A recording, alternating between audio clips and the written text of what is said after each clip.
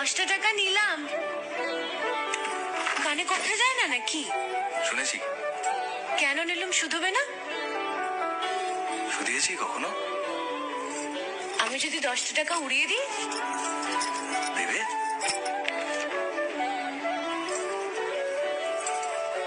আমি তবে যাই। আমরা থিয়েটার দেখতে যাচ্ছি। তুমি কি শুনলে আমি কি বললাম? বড় জ্বালাচ্ছ ললিতা।